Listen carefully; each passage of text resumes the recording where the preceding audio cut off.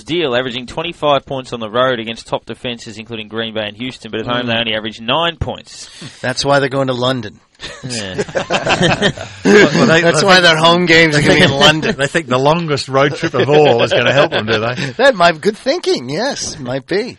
How can Dallas lose to the Skins? Zach Garrett, Maestro from Q. Tough one, yep.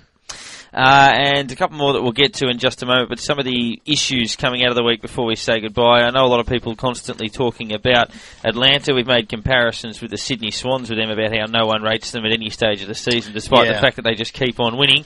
Another win, but an unconvincing win coming off their first loss. Yeah, I mean, people just don't believe in them, Darren. I think that's right. I mean, I think no one...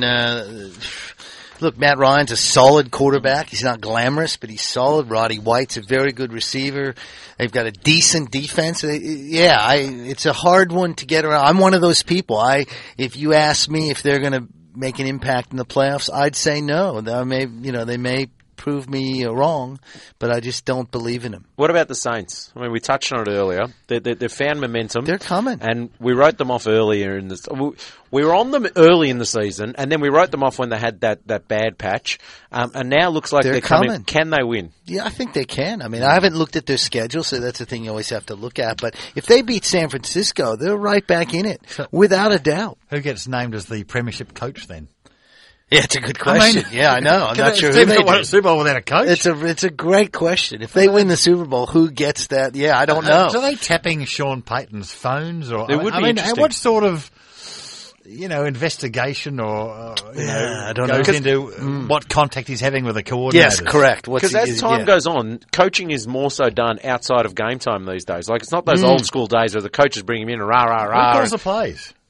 Well, they have the interim coach, but remember the interim coach had to serve a 4-game or something suspension, so there was an interim coach. So I'd imagine if they win the Super Bowl, the interim coach, I think, is it Vitti? I'm not sure. He would probably be the guy that would get them. But that's a fascinating scenario. And be a walk-up start to get probably the main coaching job somewhere else on the back of that. How would you be an interim coach? I win a Super Bowl. I know. As a matter of fact, if somebody like Rex Ryan gets sacked, where does he go? I mean, he'll be a coordinator somewhere. That's right. If you look at the teams, there's so many coaches that there's always a job. Baseball's the same way. It's a real old boy network. So always next year someone will look for a defensive coordinator or whatever. He'll show up there. It kind of gets a lot of recycling. Some will go to college, but normally they stay in the pros and get a job as an assistant coach.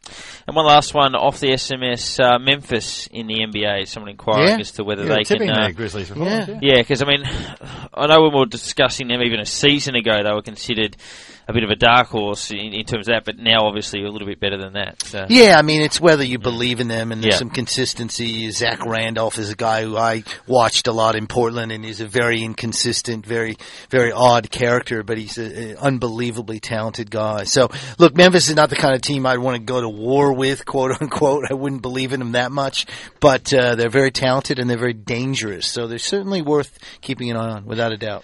In the World Tour Championship in the golf in Dubai, Rory McIlroy at 18 under holds a one-shot lead over Luke Donald. Justin Rose a shot further back with Louis Oosthuizen both at 16 under.